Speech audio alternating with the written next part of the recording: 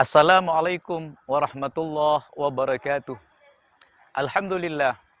Wassalatu wassalamu ala Sayyidina Rasulillah Muhammad ibn Abdillah wa ala alihi wa sahbihi wa wala. Wala hawla wala quwata illa billah. Faqad qala Allah Ta'ala fi kitabihil munazzal. A'udzu billahi minasyaitonir rajim.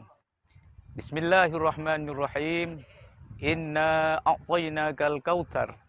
Fasholli li rabbika wanhar, inna syani'aka huwal abtar. Wa qala sallallahu alaihi wasallam, khiyaru ummati yudhahuna wa syiraru ummati la yudhahuna. Shadaqallahul azim wa sadaqah rasuluhun nabiyil karim. Wa ba'du. Saudaraku yang dirahmati Allah, Idul Adha sebentar lagi akan tiba, yang mana semua umat Islam seluruh penjuru dunia akan menyambutnya dengan marhaban wa marhaban. Dan di dalam Idul Adha ini ada suatu amalan yang sangat luar biasa keistimewaannya, yaitu ibadah kurban.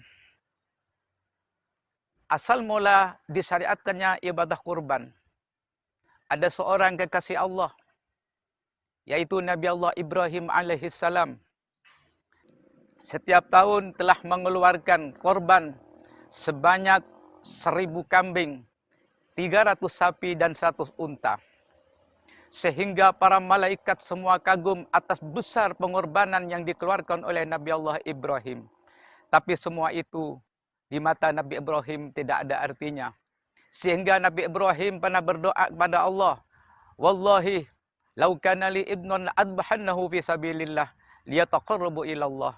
Demi Allah, andaikan Allah mengkaruniai anak laki-laki kepadaku, maka dengan saya dikorbankan untuk mendekatkan diri kepada Allah Subhanahu wa Ta'ala.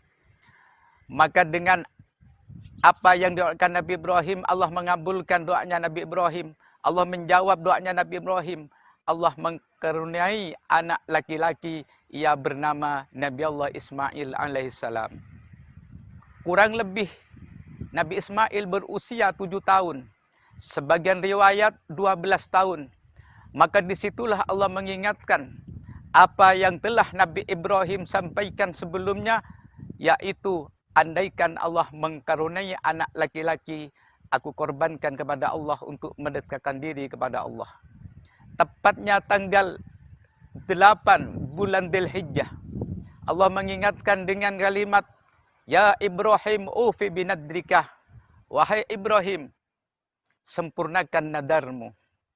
Maka di hari itulah Nabi Ibrahim berpikir-pikir, apakah mimpi itu datangnya dari Allah? Apakah dari setan? Maka malam yang kedua, yaitu tanggal 9 bulan Dzulhijjah, Allah mengingatkan kembali, yaitu dengan kalimat ufih binadrika ya Ibrahim. Akhirnya Nabi Ibrahim menyadari dan meyakini bahwa mimpi itu betul-betul datangnya dari Allah Subhanahu wa Ta'ala. Dan hari yang ketiga, Nabi Ibrahim diulangi lagi, yaitu dengan kalimat ufi binadrikah. Maka di hari itulah Nabi Ibrahim niat untuk melaksanakan tugas suci yang diberikan oleh Allah Subhanahu wa Ta'ala, yaitu mengorbankan putra tercintanya Nabi Ismail alaihissalam. Dengan singkat cerita, di tanggal 10 bulan Dzulhijjah ini, yang makhluk yang namanya iblis laknatullah alaih tidak pernah mengalami kerepotan, kebingungan seperti kebingungan di tanggal 10 bulan Dzulhijjah ini, dengan tujuan untuk menggagalkan Nabi Ibrahim melaksanakan tugas suci dari Allah Subhanahu wa Ta'ala.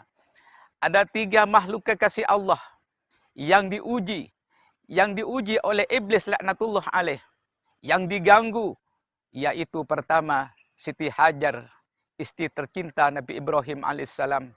Iblis datang ke Siti Hajar. Dia berkata kepada Siti Hajar, wahai Hajar, mengapa engkau duduk manis di situ? Apakah engkau tidak sadar kemana anakmu dan suamimu itu? Siti Hajar bilang, suamiku dan anakku silaturahmi ke tempat saudara-saudara, ke tempat kawan-kawan dari ayahku. Salah, kau salah.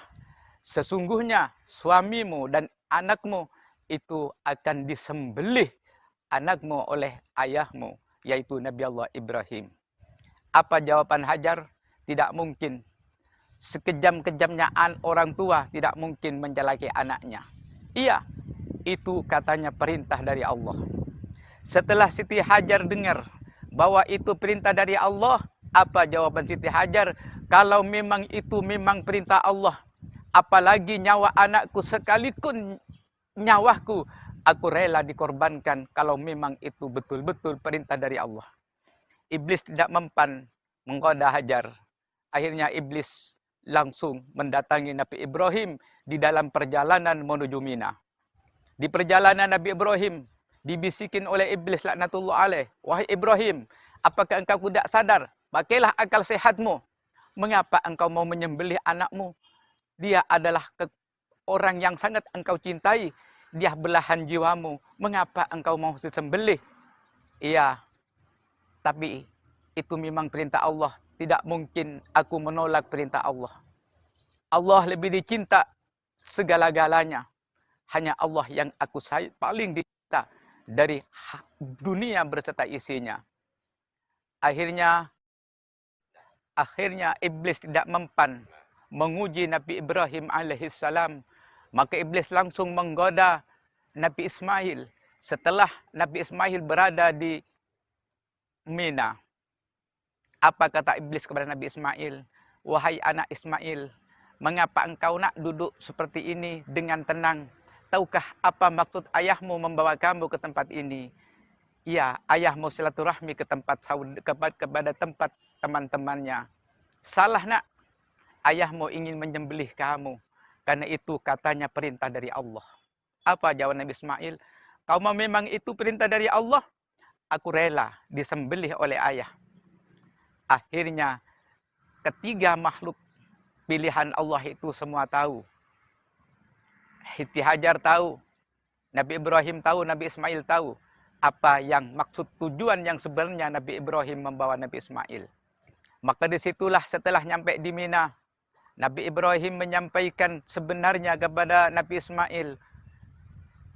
Kata Nabi Ibrahim, ya bunayya, inni ara fil manam anni adbahuka fandur madza tara. Wahai anakku, sesungguhnya Allah telah memerintahku untuk menyembelih kamu. Marilah nak pikir-pikir.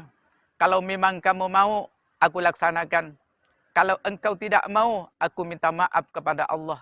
Aku beristighfar kepada Allah.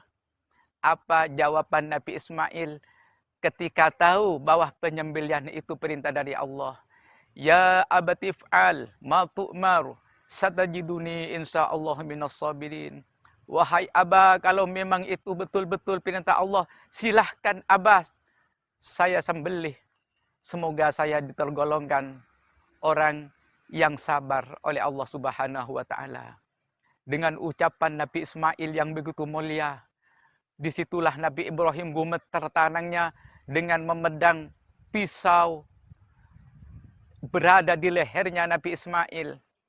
Maka disitulah setelah pisau berada di leher Nabi Ismail, semua para malaikat itu menangis atas kecintaan Nabi Ibrahim kepada Allah Subhanahu wa taala.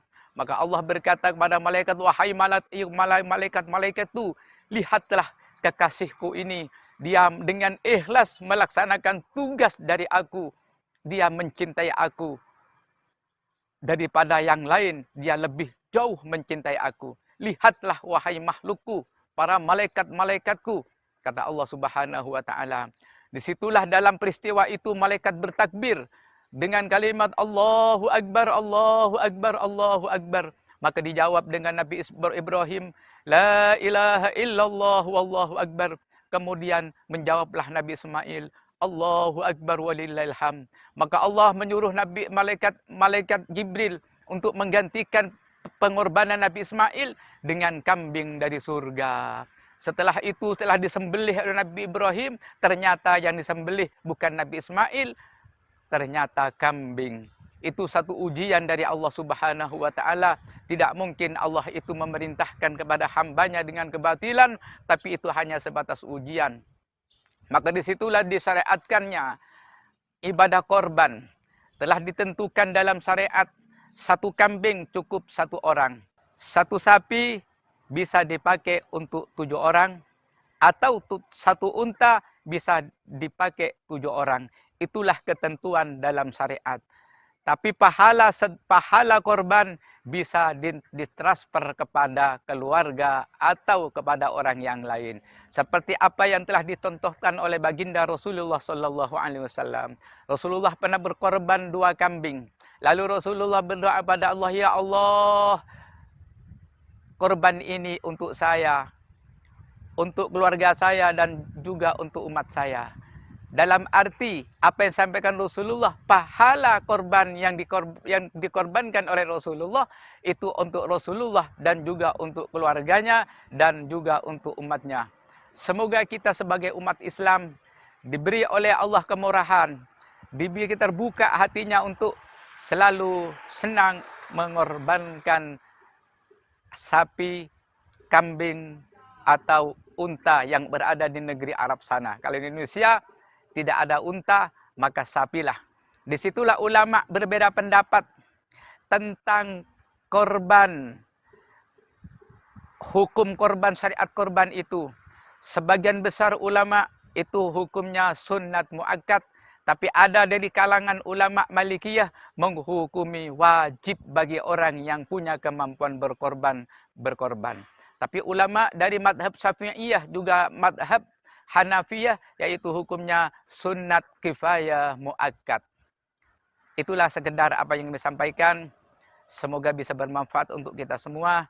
Kami akhiri, wallahul muwaffiq ila aqwamit thoriq. Assalamualaikum warahmatullahi wabarakatuh.